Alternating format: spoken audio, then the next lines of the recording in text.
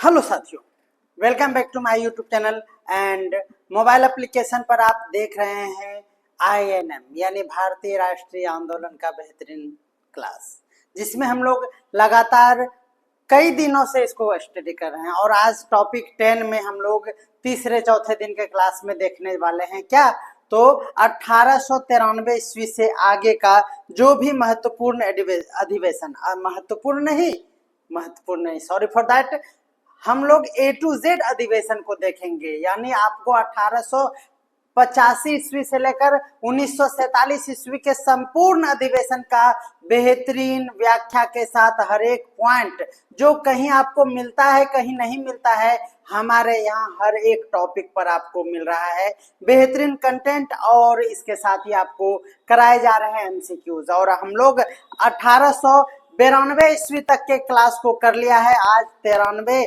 यानी 1893 ईस्वी से आगे के बेहतरीन अधिवेशन, यानी आज भारतीय राष्ट्रीय कांग्रेस यानी अधिवेशन के लिए आज हमारा पार्ट 4 है, टॉपिक नंबर 10 का। तो आप हमारे साथ बने रहिए। और क्या करना है, आप इसे एक बार शेयर कर दीजिए। करवद प्रार्थना है कि आप अगर देख रहे हैं तो शेयर कर दीजिए, और कमेंट नहीं कर पा रहे हैं तो आप चैनल को सब्सक्राइब जरूर कर ले। चलिए देखते हैं आज का पहला टॉपिक क्या है। तो आपको पता है ये 9th नंबर अधिवेशन हो जाएगा 1893 का अधिवेशन। कौन सा अधिवेशन, तो ध्यान में रखना है लाहौर का अधिवेशन। जी हाँ, लाहौर का अधिवेशन 1893 ईस्वी में हुआ था। और आपको ध्यान में ये रखना है कि इसकी अध्यक्षता दुर्गा मोहन दास ने किया था। 1893 ईस्वी का लाहौर अधिवेशन। अगर लाहौर को आप अपने अंडर में लेना चाहते हैं तो आपको दुर्गा का अवतार लेना पड़ेगा लाहौर को अपने अंडर में लेने के लिए। तो ध्यान में रखना है लाहौर अधिवेशन 1893 ईस्वी, दुर्गा, याद रखना है दुर्गा मोहन दास। आप सभी को पता है 27 से 30 दिसंबर 1893 यानी दिसंबर के महीनों में 27 से 30 31 तारीख तक हर अधिवेशन को ऑर्गेनाइज किया जाता था। दुर्गा मोहन दास नाम सुने हैं, नहीं तो अभी जस्ट आप सुन रहे हैं। दुर्गा मोहन दास ब्रह्म समाज के प्रमुख सदस्य थे। यानी आपको पता है कि ब्रह्म समाज के संस्थापक सदस्यों में से बहुत सारे सदस्यों का नाम आता है, उसमें से एक नाम है दुर्गा मोहन दास। ध्यान में रखना है दुर्गा मोहन दास एक समाज सुधारक और उदारवादी विचारक थे। ध्यान में आप सभी को रखना है दुर्गा मोहन दास उदारवादी। ऐसे भी आप ध्यान में रखिएगा, जब 1893 ईस्वी का अधिवेशन है तो आपको पता है कि 1905 ईस्वी तक उदारवादी चरण कहे जाते हैं। इसका मतलब ये हुआ कि यहाँ की अध्यक्षता करने वाले दुर्गा मोहन दास भी उदारवादी नेताओं में से एक नेता थे। इनको याद रखना है कि भाषणों में इन्होंने जातीय असमानता, ये क्वेश्चन पूछे जाते हैं कि इनका मुख्य मुद्दा क्या था, तो याद रखना है उन्होंने भाषण में जातीय असमानता, बाल विवाह और पर्दा प्रथा के मुद्दों पर इन्होंने विशेष चर्चाएं किया था। ध्यान में रखना है, आपसे क्वेश्चन पूछे जाते हैं तो ध्यान में ये रखना है कि दुर्गा मोहन दास के लिए आपको ध्यान में रखना है जातीय असमानता यानी भेदभाव, दूसरा बाल विवाह और तीसरा पर्दा प्रथा। यह किस अधिवेशन में इसको पुरजोर तरीके से उठाया गया, तो आपका जवाब होगा लाहौर अधिवेशन। कब, तो 1893 ईस्वी। किनकी अध्यक्षता में, तो दुर्गा मोहन दास जी के अध्यक्षता में। ध्यान में रखना है आपको, ठीक है।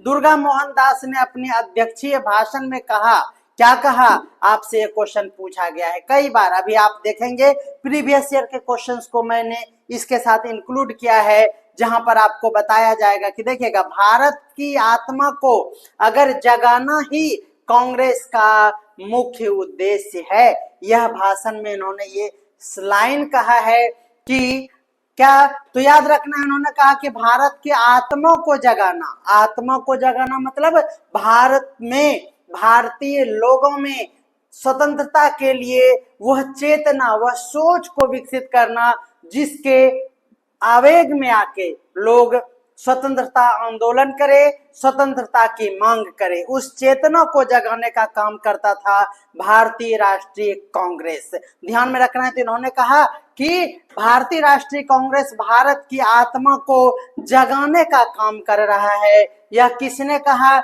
आपसे क्वेश्चन पूछा जाएगा तो दुर्गा मोहन दास आपका बिल्कुल सही जवाब हो जाएगा।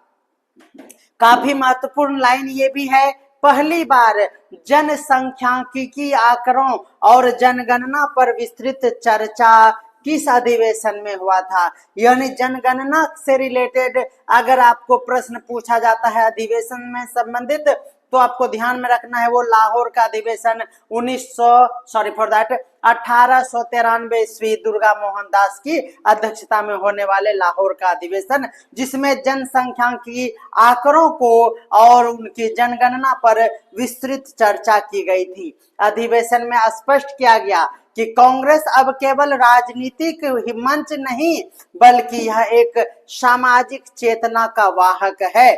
यह बात क्या किसमें कहा गया था, तो 1893 के अधिवेशन में कहा गया था कि कांग्रेस अब केवल राजनीतिक मंच नहीं है, बिल्कुल यह राजनीतिक रूप से नहीं बल्कि यह समाज सुधारक के रूप में वर्क कर रहा है, समाज में चेतना का विकास कर रहा है जिससे कि आजादी संभव हो सके। तो ये छोटा सा अधिवेशन का ये टॉपिक जिसमें ये दो मुद्दा मुख्य रूप से यहाँ पर लिया जाता है। पहला क्या, तो पहला ध्यान में रखना है कि यह जाति और समानता, बाल विवाह और प्रथा को यहाँ पर इसकी चर्चा की गई थी। और दूसरा सबसे बड़ी बात ये है हमारा कि यहाँ पर जनसांख्यिकी आंकड़ों और जनगणना पर पहली बार विस्तृत चर्चा की गई थी लाहौर अधिवेशन में। समझ में आ गया होगा। क्वेश्चन देखिएगा, कह रहा है कि 1893 ईस्वी की कांग्रेस के अध्यक्ष लाहौर को अगर अपने भारत में शामिल करना है तो दुर्गा माता का रूप लेना होगा, तभी आपको लाहौर मिल सकता है। ध्यान में रखना है। दुर्गा मोहन दास कांग्रेस के अध्यक्ष बनना किस सामाजिक आंदोलन से जुड़ा हुआ है। ध्यान में रखना है, दुर्गा मोहन दास जी का संबंध ब्रह्म समाज के संस्थापक सदस्यों के रूप में जाने जाते हैं। तो बिल्कुल ध्यान में रखना है आपको, दुर्गा मोहन दास दैट मीन्स ब्रह्म समाज के संस्थापक सदस्य के रूप में बिल्कुल सही जवाब हो जाएगा। 1893 के कांग्रेस अधिवेशन में जातीय असमानता, बाल विवाह और प्रथा जैसे मुद्दों पर चर्चा का क्या महत्व है, तो बस यही है यहाँ पर कि इसका महत्व है सामाजिक सुधार ना कि सामाजिक न्याय। जी हाँ, सामाजिक सुधार और लैंगिक समानता को बढ़ावा देना इस अध्यक्षता यानी इस अधिवेशन का मुख्य उद्देश्य था।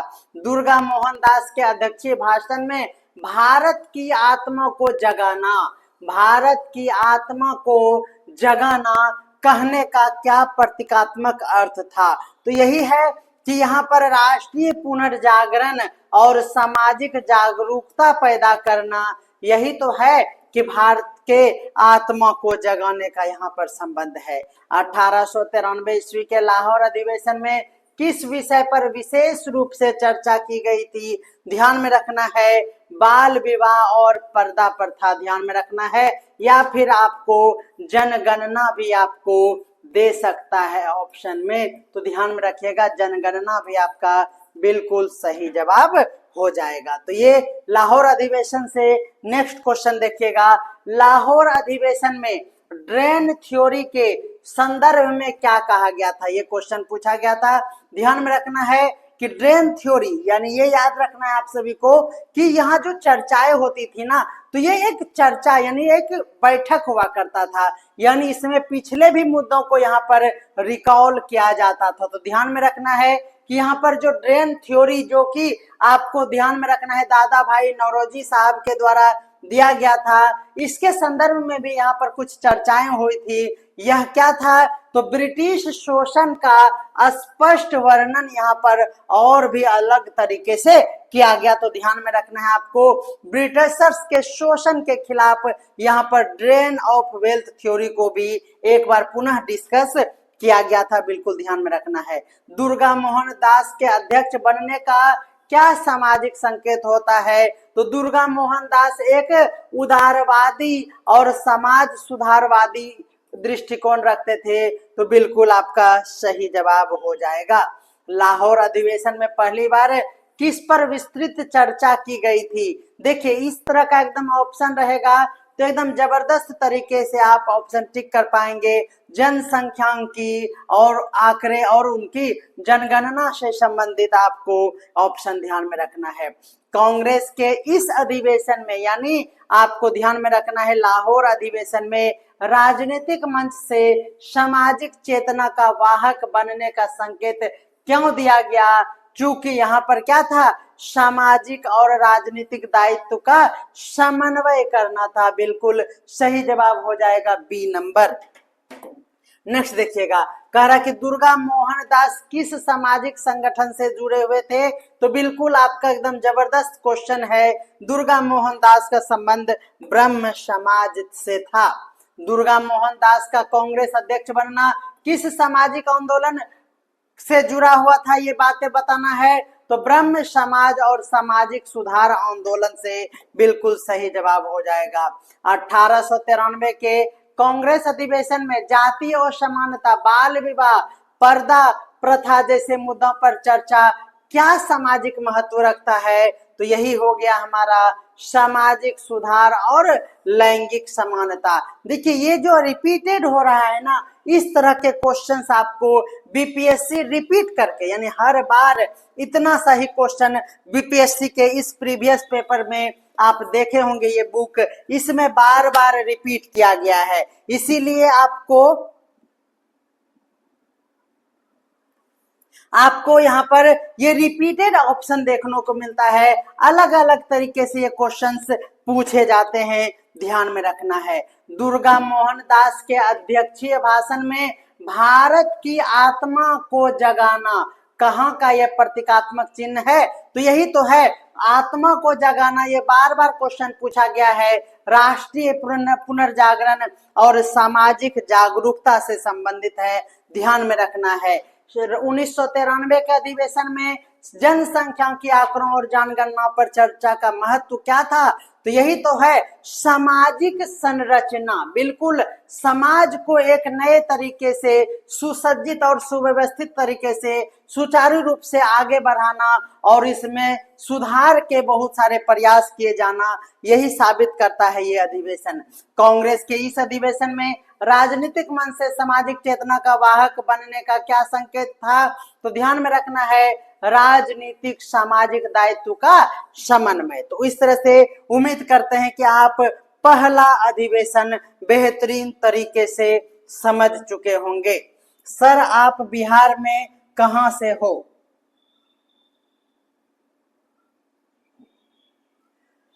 हाँ, तो बिहार में भागलपुर जानते ही होंगे। भागलपुर बिहार मेन टाउन में ही हमारा क्या है, ये ऑनलाइन स्टूडियो है हमारा, कोई ऑफलाइन वर्तमान समय में नहीं है, क्योंकि हम ऑनलाइन में ही व्यस्त रहते हैं। ये भागलपुर एक छोटा सा शहर है जहां पर टेक्निकल सपोर्ट करने के लिए कोई हमें स्टाफ प्रॉपर तरीके में, जितना देर हम ट्रेनिंग देंगे स्टाफ को उतने समय में मैं खुद ही काम कर लेता हूं, इसीलिए यहाँ पर कुछ ज्यादा नहीं हो पाता। इसीलिए हमारा ऑफलाइन नहीं चल के सिर्फ ऑनलाइन में ही हम व्यस्त रहते हैं। और ये भागलपुर बिहार में हमारा स्टूडियो है।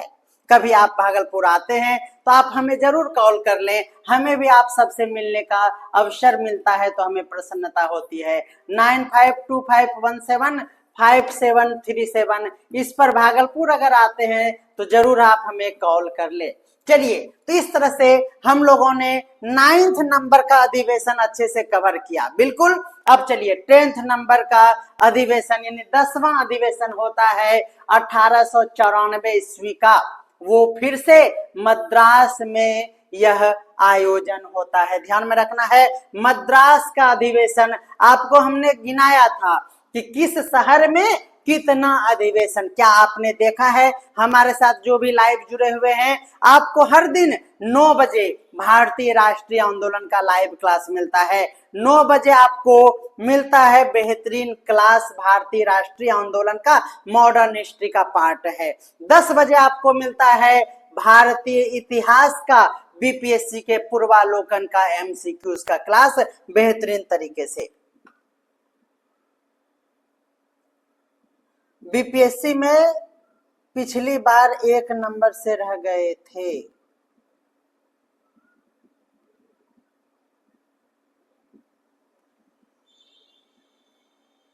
बिल्कुल बिल्कुल सही बात है। मानस शॉर्ट्स, बिल्कुल सही बात है। सभी का वेलकम करते हैं हम आपके अपने यूट्यूब चैनल। आप हमें सपोर्ट करें, हमें भी अच्छा लगेगा। चलिए तो शुरू करते हैं। 1894 का ये अधिवेशन जो पुनः एक बार महाराष्ट्र में हुआ, ध्यान में रखना है यह 10वां अधिवेशन था। बेहतरीन तरीके से मैं हर एक लाइन को यहाँ पर पिक आउट कर लेता हूं। अगर कभी भी, क्योंकि आप जब इस बुक को पढ़ेंगे तो आपको समझ में आएगा कि हमारे यहाँ पर जब आप मोटे मोटे बुक यूपीएससी लेवल का पढ़ेंगे तो ही हो पाएगा, अदरवाइज आप हमारा क्लास करें, क्योंकि यहाँ पर एक भी क्वेश्चन आपको छूटने नहीं दिया जाएगा इस कंटेंट के साथ। तो चलिए, अल्फ्रेड वेब, ध्यान में रखना है, अल्फ्रेड वेब ने इसकी अध्यक्षता की। ध्यान में रखना है, मद्रास अल्फ्रेड वेब, आपको ध्यान में रखना है। 1894 का ये अधिवेशन, सभी आपको पता है 26 से 29 दिसंबर 1894 ईस्वी में यह आयोजित होता है। अल्फ्रेड वेब एक आयरिश मूल के सामाजिक कार्यकर्ता थे और ब्रिटिश संसद के सदस्य हुआ करते थे। यह भी क्वेश्चन पूछा जाता है, ध्यान में रखना है। यह अल्फ्रेड वेब जो थे वो आयरिश मूल के एक सामाजिक कार्यकर्ता थे, याद रखना है, आयरिश मूल के सामाजिक कार्यकर्ता और ब्रिटिश संसद के सदस्य थे। वेब तीसरे अंग्रेज अध्यक्ष थे। आप हमें कमेंट करके बताइए, अगर आप मेरा क्लास देखते हैं तो आप कमेंट करके बताइए प्रथम अंग्रेज अध्यक्ष कौन थे, जल्दी से बताइएगा। प्रथम अंग्रेज अध्यक्ष, इसी को प्रथम अंग्रेज राष्ट्रपति भी कहते हैं। प्रथम राष्ट्रपति भी आपसे अगर पूछा जाएगा अंग्रेज में, ध्यान में रखना है कि राष्ट्रपति कह के भी संबोधित किया गया था, तो कोई कंफ्यूजन ना हो, ये बातें आपको स्पष्ट रूप से ध्यान में रखना है। तीसरे अंग्रेज अध्यक्ष थे और भारत के स्वतंत्रता संग्राम के प्रति यह सहानुभूतिपूर्ण व्यवहार करते थे। यानी उनको लगता था, अल्फ्रेड वेब को लगता था, चूंकि ये आयरिश मूल के थे, इन्हें ये प्रतीत होता था कि भारतीयों के साथ कुछ ना कुछ तो हो रहा है, जिससे कि भारतीयों के मन में खटास उत्पन्न हो रहा है, और यह भारतीयों के समर्थन में और भारतीयों के सहानुभूतिपूर्ण व्यवहार के लिए जाने जाते हैं। ये भी आपको ध्यान में रखना है।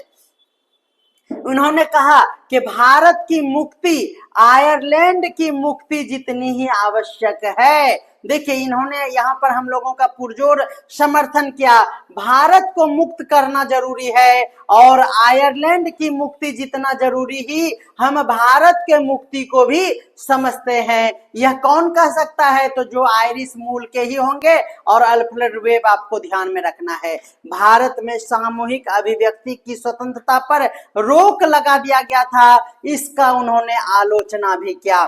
सभी को पता है कि हमारे संविधान में हमें अधिकार मिला है कि हम क्या कर सकते हैं, अपनी अभिव्यक्ति का अधिकार हमें है।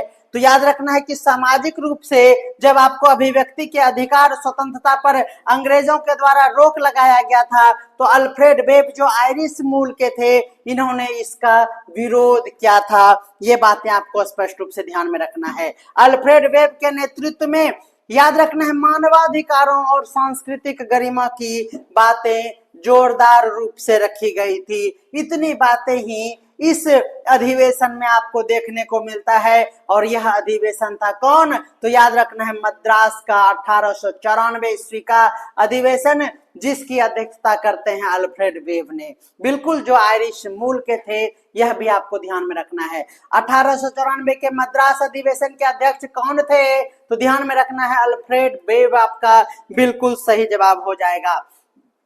अल्फ्रेड वेब का कांग्रेस अध्यक्ष बनना किस अंतरराष्ट्रीय महत्व संदर्भ को बताता है, ध्यान में रखना है। अल्फ्रेड वेब अगर अंतरराष्ट्रीय संदर्भ में बात करें तो भारत और आयरलैंड दोनों के स्वतंत्रता आंदोलन के बीच इन्होंने कंपेयर करके समानता को दिखाया था। बोलिए तो ये कैसा कंटेंट है?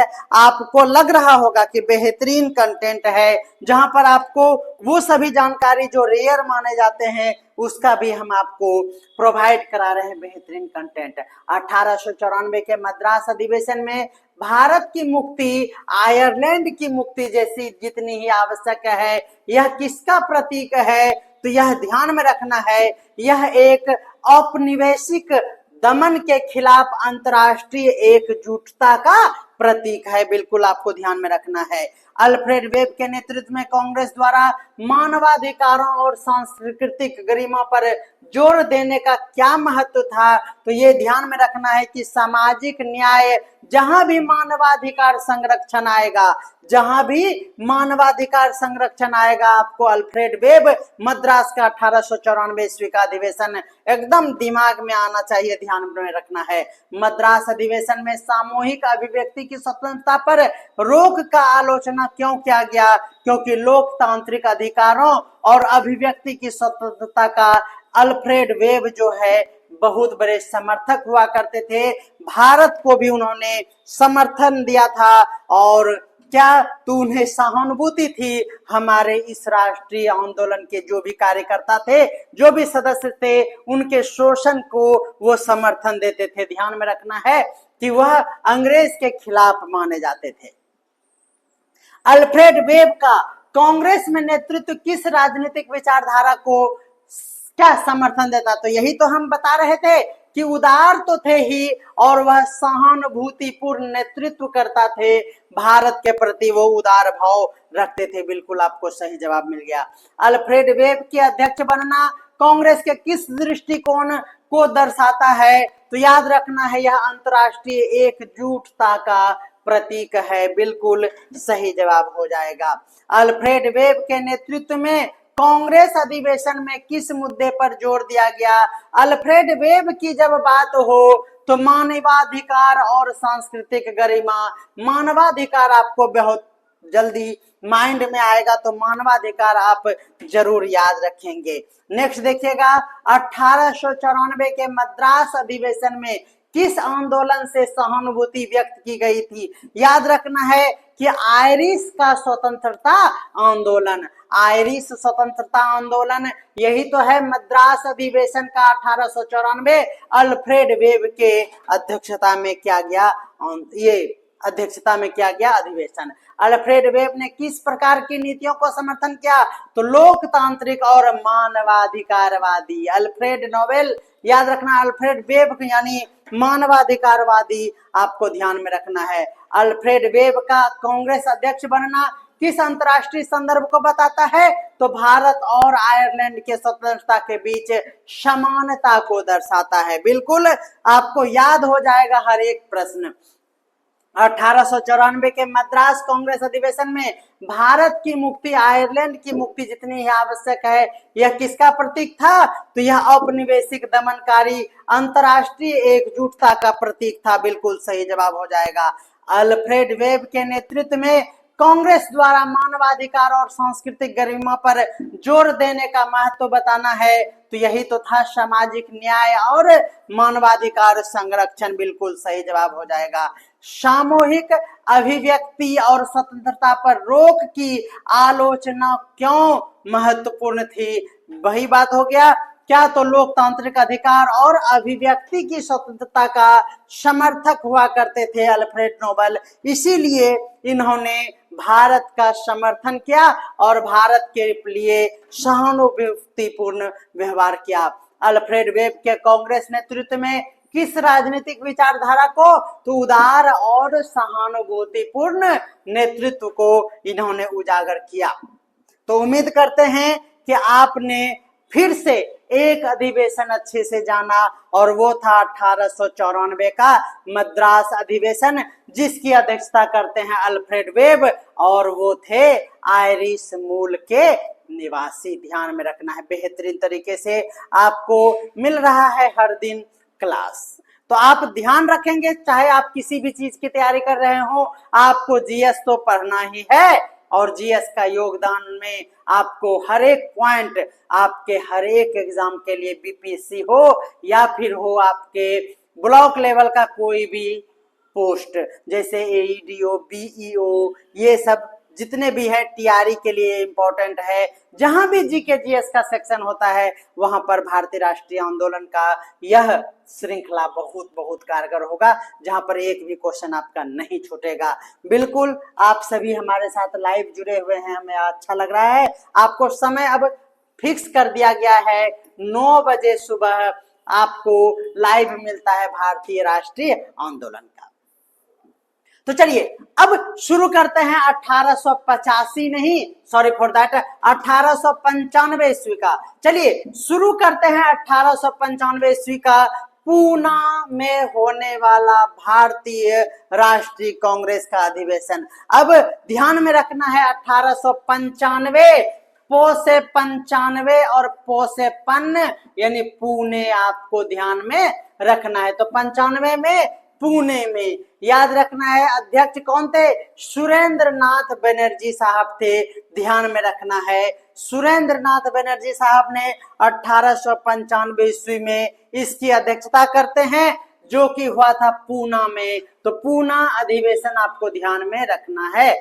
तिथि आपको बिल्कुल इस तरह से याद रहता है, 27 से 30 दिसंबर 1895 ईस्वी, बिल्कुल आपको ध्यान में रखना है। प्रमुख तथ्य पर हम लोग आते हैं। सुरेंद्र नाथ बनर्जी नाम तो आप सुने ही होंगे, आपको पता है कि आधुनिक भारतीय राष्ट्रवाद के अग्रदूत कहे जाते हैं। कितने बार ये क्वेश्चन पूछे गए हैं, इसका कोई वर्णन नहीं है। ध्यान में रखना, आपसे क्वेश्चन पूछे जाते हैं आधुनिक भारतीय राष्ट्रवाद के अग्रदूत किसे माना जाता है, तो सुरेंद्र नाथ बनर्जी आपका बिल्कुल सही जवाब हो जाएगा। यह मॉडरेट विचारधारा था जब तक 1905 ना आ जाए, सभी मॉडरेट्स ही कहलाएंगे। मॉडरेट्स कहने का मतलब क्या हुआ? उदारवादी। जी हाँ, उदारवादी विचारधारा के ये सभी समर्थक हुआ करते थे। भाषण में इन्होंने राष्ट्रवाद ही भारत की पहचान है, आपसे क्वेश्चन पूछा गया है, राष्ट्रवाद ही भारत की पहचान है, यह किस अधिवेशन में उद्घोष किया गया? तो ध्यान में रखना है, यह पूना का 1895 ईस्वी का अधिवेशन, जिसकी अध्यक्षता करते हैं सुरेंद्र नाथ बनर्जी साहब। बिल्कुल ब्रिटिश सरकार द्वारा मुद्रास्फीति और कर के वृद्धि की यहाँ पर भरपूर आलोचना किया गया और सार्वजनिक स्वास्थ्य सेवा के क्षेत्र में भी सुधार की मांग की गई। यह बातें आपको ध्यान में रखना है। सबसे महत्वपूर्ण ये लाइन है, ब्रिटिश सरकार द्वारा मुद्रास्फीति और कर के प्रति यहाँ पर उसको उजागर किया गया। सुरेंद्र नाथ बनर्जी के इस अधिवेशन में जिनकी अध्यक्षता करते हैं पुणे में जाकर, पुणे में 1895 ईस्वी में, 95 बोले तो पुणे आपको ध्यान में रखना है, बिल्कुल सही जवाब हो जाएगा।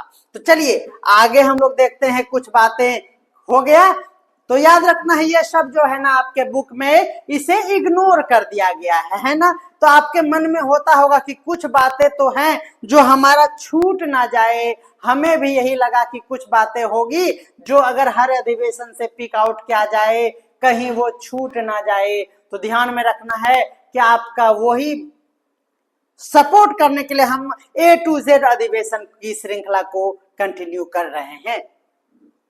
सुरेंद्र नाथ बनर्जी आधुनिक भारत के राष्ट्रवाद के अग्रदूत कहे जाते थे। ऐसा क्यों कहा जाता था? क्योंकि भारतीय राष्ट्रीय चेतना को उन्होंने संगठित करने में काफी योगदान दिया है। ये सभी कॉमन क्वेश्चन है, आप इसका जवाब अपने माइंड और बुद्धिमत्ता से भी दे सकते हैं। 1895 के पूना कांग्रेस अधिवेशन में मॉडरेट विचारधारा को मजबूत समर्थन प्रदर्शन का क्या महत्व रहा है? तो ध्यान में रखना है, पूना का वो कांग्रेस अधिवेशन जहां पर मॉडरेट विचारधारा में याद रखना है कि संवैधानिक सुधार के माध्यम से स्वराज की ओर बढ़ने का प्रयास किया जा रहा था भारतीय राष्ट्रीय कांग्रेस के अध्यक्ष अधिवेशन के माध्यम से। सुरेंद्र नाथ बनर्जी के भाषण में राष्ट्रवाद ही भारत की पहचान है कहने का प्रतीकात्मक अर्थ निम्नलिखित में से क्या था? तो बस राष्ट्रवाद ही भारत की पहचान है, यानी भारत के राष्ट्रीयता की पहचान को और भी सशक्त बनाने के लिए प्रतिबद्धता दोहराई जा रही थी। ध्यान में रखना है, मुद्रास्फीति और कर वृद्धि की आलोचना का क्या आर्थिक महत्व है? ध्यान में रखना है कि अगर मुद्रास्फीति और कर की वृद्धि होगी तो याद रखना है कि जनता पर बोझ कम करने और आर्थिक स्थिरता का प्रयास करने के लिए ही इस मुद्दे को यहाँ पर उजागर किया गया था। बिल्कुल सही जवाब हो जाएगा सार्वजनिक। ध्यान में रखना है, सार्वजनिक स्वास्थ्य सेवा सुधार की मांग करने के लिए क्या इसका सामाजिक प्रभाव पड़ा? तो ध्यान में रखना है, सामाजिक कल्याण और नागरिक स्वास्थ्य की सुरक्षा के लिए आपको बिल्कुल इस प्रश्न का जवाब ध्यान में रखना है।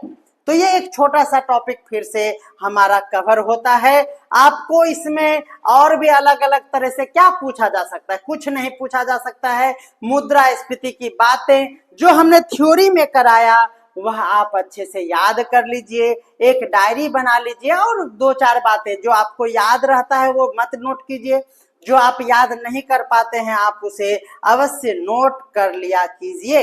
चलिए अब हम लोग आते हैं वो कोलकाता का अधिवेशन। फिर से कोलकाता में अधिवेशन होता है। कोलकाता में लगातार नहीं, कुल मिलाकर 6 बार और मद्रास में भी कुल मिलाकर 6 बार आयोजन हुआ था भारतीय राष्ट्रीय कांग्रेस का अधिवेशन का। तो ध्यान में रखना है, फिर से कोलकाता आता है 1896 ईस्वी में, जहां पर काफी महत्वपूर्ण ये नाम है भारत के, ये भारतीय राष्ट्रीय कांग्रेस के अध्यक्ष के रूप में रहमतुल्ला सयानी जी। बहुत बहुत कई बार क्वेश्चन पूछे जाते हैं और ये सबसे हॉट क्वेश्चन है वंदे मातरम।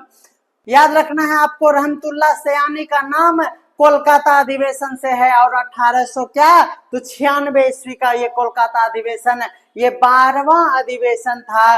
बिल्कुल आपको नोट कर लेना है ये बातें। 28 से लेकर 31 दिसंबर 1896 ईस्वी तक इसका अधिवेशन चलता है और अधिवेशन का सबसे बड़ा योगदान क्या था?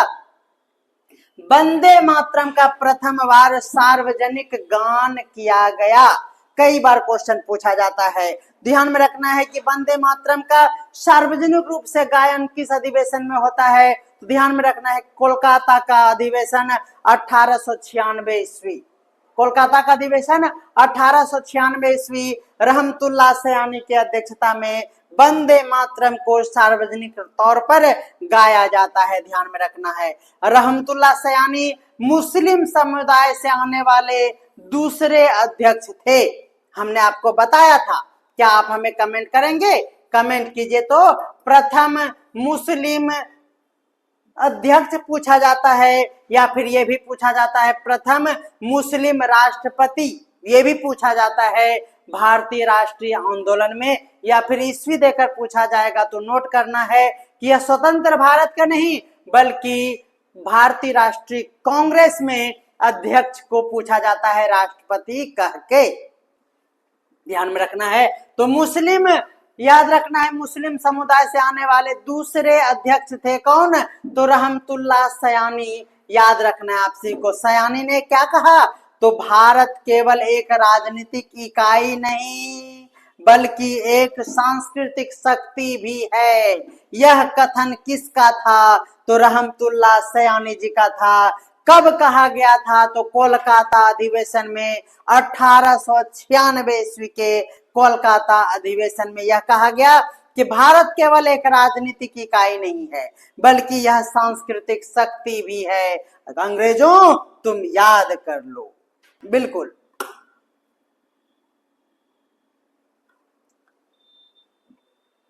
हाँ बिल्कुल, चलिए आगे बढ़ते हैं। तो ध्यान में रखना है, यहाँ पर पहली बार एकदम नोट कर लेना है ये सब बातें, बहुत बहुत इंपॉर्टेंट ये अधिवेशन है और इसमें आपको ध्यान में रखना है, यहाँ पर एक प्रस्ताव पारित हुआ था, विदेशी वस्त्रों का बहिष्कार करना है।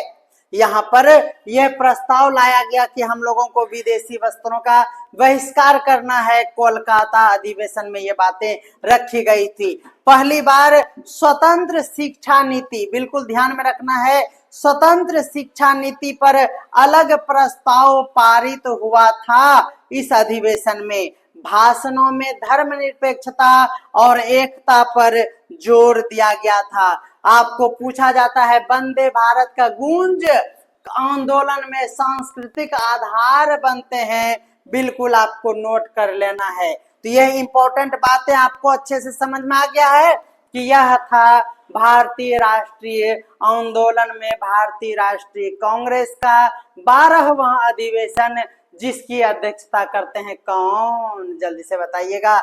जिसकी अध्यक्षता करते हैं रहमतुल्लाह सयानी जी। बिल्कुल ध्यान में रखना है, जहां पर वंदे मातरम को प्रमुखता से गाया जाता है, उजागर किया जाता है।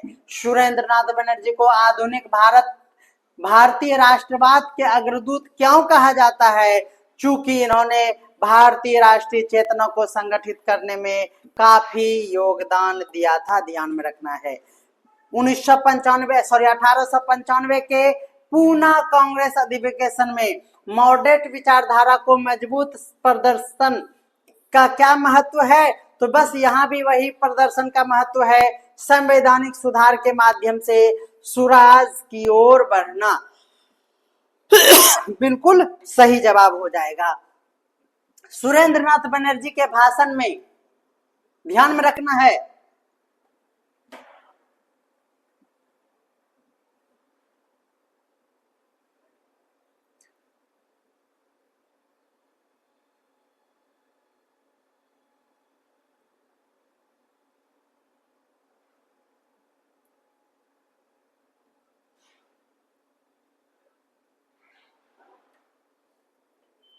चलिए ये थोड़ा सा क्वेश्चन रिपीट हो गया है इसमें, ये देख सकते हैं कि ये सुरेंद्र नाथ बनर्जी वाला यहाँ क्वेश्चन आ गया है, ये पुराना वाला क्वेश्चन ही है, सही बात है।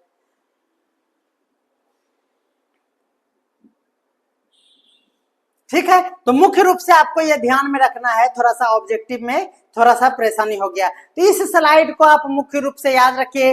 और रहमतुल्लाह सयानी जी में याद रखना है सिर्फ और सिर्फ आपको क्या, तो वंदे मातरम का नारा यहाँ पर दिया गया था, वंदे मातरम को सामूहिक रूप से यहाँ पर गाया गया था, ये बातें ही आपको मुख्य रूप से ध्यान में रखना है। तो चलिए अब हम लोग आते हैं कितना नंबर, तो ध्यान में रखना है आपको, आ जाना है अब 13वां अधिवेशन में। बिल्कुल सही, 13वां अधिवेशन जो अमरावती में हुआ था, बिल्कुल आपको ध्यान में रखना है। 13वां अधिवेशन अमरावती में हुआ था और यह हुआ था 1897 ईस्वी में, बिल्कुल आपको ध्यान में रखना है। इसके अध्यक्ष बार बार पूछे जाते हैं, सी शंकरन नायर, आपको ध्यान में रखना है, सी शंकरन नायर ने अमरावती में अध्यक्षता किया था, बिल्कुल सही जवाब हो जाएगा।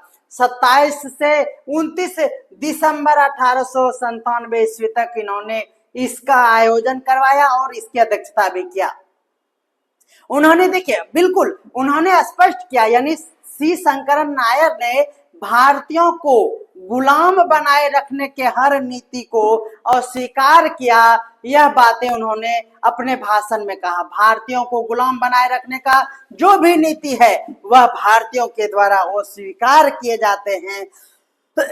यह कहा गया भारतीय राष्ट्रीय आंदोलन के 13वें अधिवेशन में, जो कि अमरावती में सी शंकरन नायर के द्वारा अध्यक्षता की जा रही थी। अधिवेशन में स्पष्ट रूप से कहा गया, सरकार जनता की सेवा के लिए है, मालिक बनने के लिए नहीं। यह पूछा गया है क्वेश्चन, सरकार जनता की सेवा के लिए है, मालिक बनने के लिए नहीं। यह किस अधिवेशन में कहा गया, तो अमरावती अधिवेशन, ध्यान में रखना है। मुस्लिम, सिख, ईसाई प्रतिनिधियों ने भी इस अधिवेशन में समर्थन दिया था, ध्यान में रखना है। कभी तक हिंदू और मुस्लिम के बीच ही यह अधिवेशन सीमित था, लेकिन यही हमारा अधिवेशन था, अमरावती अधिवेशन, जहां पर सिख और ईसाइयों ने भी बढ़ चढ़कर हिस्सा लिया, बिल्कुल ध्यान में रखना है। ऑब्जेक्टिव देखिएगा, सी शंकर नारायण ने कांग्रेस अध्यक्ष बनना किस राजनीतिक विचारधारा को दिखाता है? तो वही बातें हो जाएगी, अगर कुछ नहीं तो उदारवादी और लोकतांत्रिक भावना। 1897 के अमरावती अधिवेशन में भारतीयों को गुलाम बनाए रखने की हर नीति को अस्वीकार किया जाएगा। यह क्या संदेश देता है? तो अब औपनिवेशिक नीतियों का विरोध का संदेश दिया जाता है। बिल्कुल सही जवाब हो जाएगा। अधिवेशन में सरकार जनता की सेवा के लिए है, मालिक बनने के लिए नहीं। यह लोकतांत्रिक महत्व रखता है।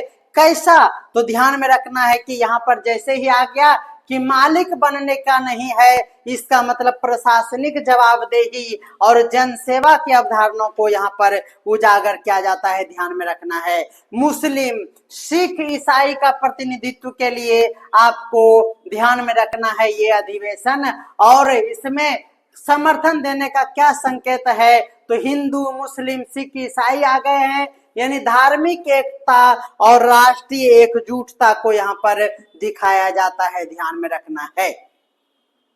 तो इस तरह से हम लोग और भी आगे बढ़ेंगे। आज के श्रृंखला में मौसम भी कूल है, तो इसीलिए थोड़ा सा आज मन लग रहा है पढ़ाने में और आपको बेहतरीन क्लास मिल रहा है। हमारे साथ लाइव भी जुड़े हुए हैं। जब आप लाइव जुड़ते हैं तो हमारा हौसला 2 गुना हो जाता है। इसीलिए आप हमारे साथ इसी तरह से 9 बजे डेली लाइव जुड़िएगा, आपको भी मजा आएगा और हमें भी बहुत ही सपोर्ट मिलता है। तो चलिए, मद्रास का अधिवेशन, फिर से मद्रास में अधिवेशन होता है, आपको बताना है मद्रास। जल्दी जल्दी कमेंट करिएगा। मद्रास में हम बता चुके हैं आपको कुल कितनी बार, अभी जस्ट बताए कुल कितने बार अध्यक्षता होता है, यानी अधिवेशन का आयोजन मद्रास में होता है। जल्दी से बताइएगा क्या होगा इसका आंसर। तो मद्रास में 1898 ईस्वी में जो होता है, इसकी अध्यक्षता करते हैं आनंद मोहन बोस ने। बिल्कुल, आनंद मोहन बोस कौन थे? तो बंगाल के प्रख्यात समाज सुधारक थे और ब्रह्म समाज के सदस्य हुआ करते थे।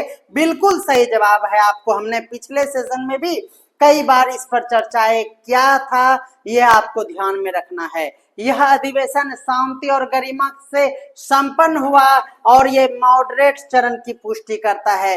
यह अधिवेशन में कहा गया, क्या कहा गया? भारत के लोग अब मौन नहीं रहेंगे। भारत के लोग अब मौन नहीं रहेंगे। यह किस अधिवेशन में कहा गया? तो आपको ध्यान में रखना है मद्रास का 1898 ईस्वी का अधिवेशन। भारतीय करदाताओं पर अन्यायपूर्ण कराधान नीति को यहाँ पर आलोचना किया गया। बिल्कुल सही हो जाएगा आपका लाइन। तो इतना सही था। किसमें? इस अधिवेशन में आनंद मोहन बोस कांग्रेस के अध्यक्ष बनते हैं और सामाजिक सुधार आंदोलन में जुड़ते हैं। यह किससे संबंधित थे? तो ब्रह्म समाज और सामाजिक सुधार आंदोलन। बिल्कुल ध्यान में रखना है। 1898 के मद्रास कांग्रेस अधिवेशन में भारत के लोग अब मौन नहीं रहेंगे, यह किसमें कहा गया? 1898 के मद्रास अधिवेशन। बिल्कुल ध्यान में रखना है। और यह क्या प्रतीकात्मक महत्व रखता है? तो यह है राष्ट्रीय जागरूकता और राजनीतिक चेतना का उदय दिखाता है। भारतीय करदाताओं को पर अन्याय कराधान नीति की यहाँ पर आलोचना की गई, क्योंकि यहाँ पर आर्थिक न्याय चाहिए था और कर व्यवस्था में पारदर्शिता की मांग यहाँ पर की गई थी। यह बातें आपको ध्यान में रखना है। मॉडरेट चरण की पुष्टि करने वाले इस अधिवेशन का राजनीतिक संदेश बताइए। तो मॉडरेट चरण के लिए शांति होना जरूरी है और संवैधानिक तरीके से सुधार की ओर बढ़ने का यहाँ पर संकेत दिया गया। ध्यान में रखना है। तो ये बातें आपको समझ में आ गया। 1898 के बाद अब हम लोग देखते हैं 1899 का लखनऊ अधिवेशन। 1899 ईस्वी का लखनऊ अधिवेशन की अध्यक्षता करते हैं रमेश चंद्र दत्त। जी हाँ, रमेश चंद्र दत्त आपको ध्यान में रखना है। इसकी अध्यक्षता करते हैं लखनऊ में। सब 27 से लेकर 29 दिसंबर 1899। याद रखना है, यह एक प्रसिद्ध अर्थशास्त्री थे। नोट कर लीजिएगा, यह प्रसिद्ध अर्थशास्त्री हुआ करते थे रमेश चंद्र दत्त। और इसकी अध्यक्षीय भाषण में औपनिवेशिक आर्थिक शोषण को तीव्र आलोचना पूर्ण तरीके से प्रस्तुत किया गया। उन्होंने कहा, ब्रिटिश नीतियां जो है भारत को कंगाल बना रही है। यह किस अधिवेशन में कहा गया, यह क्वेश्चन पूछा जाता है। भारतीय, याद रखना है, भारतीय क्या ब्रिटिश नीतियां भारत को कंगाल बना रहा है, यह लखनऊ अधिवेशन में रमेश चंद्र दत्त के द्वारा भाषण में कहा गया।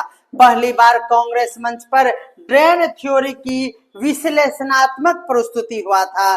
ध्यान में रखना है, ड्रेन थ्योरी को दादा भाई नौरोजी के द्वारा लाया गया और समय समय पर इस पर चर्चाएं भी हुई। अधिवेशन में प्रस्ताव पारित हुआ कि हम विकास चाहते हैं, हमको अंग्रेजों की दया की भीख नहीं चाहिए। तो रमेश चंद्र दत्त कांग्रेस के अध्यक्ष बनते हैं और यह औपनिवेशिक शोषण के विरुद्ध आर्थिक जागरूकता को पैदा करते हैं।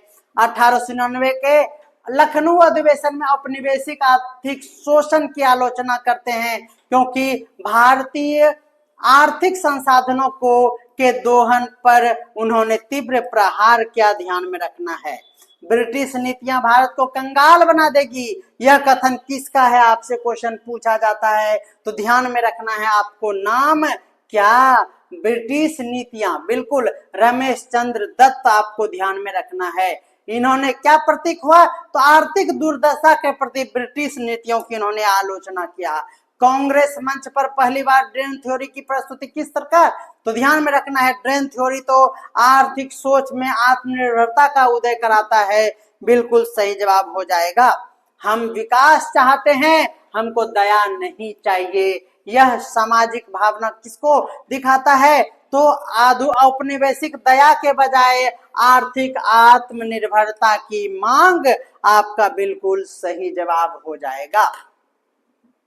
तो उम्मीद करते हैं कि आपको ये सेशन अच्छा लग रहा होगा। अगर आप A to Z कंटेंट को आप देखना चाहते हैं तो हमारे YouTube चैनल पर जाएं, प्लेलिस्ट सेक्शन में आपको भारतीय राष्ट्रीय आंदोलन का श्रृंखला का प्लेलिस्ट मिल जाएगा, या फिर हमारे व्हाट्सएप नंबर पर जुड़ जाइए, जहां पर आपको PDF भी मिल जाता है 9525175737। हमारे पेड कोर्स में भी आप ज्वाइन कर जाइए। आपको वैलिडिटी दिया जाता है 1 साल का, और अगर सिलेबस चेंज नहीं हुआ तो आपको लाइफ टाइम वैलिडिटी दे दिया जाएगा, क्योंकि मेरा उसमें कुछ नहीं जाता है। इसीलिए आप हमारे संस्थान के साथ जुड़े रहे। मिलते हैं अगले क्लास में जल्द ही। हर दिन आपको 9 बजे जुड़ना है लाइव सेशन में।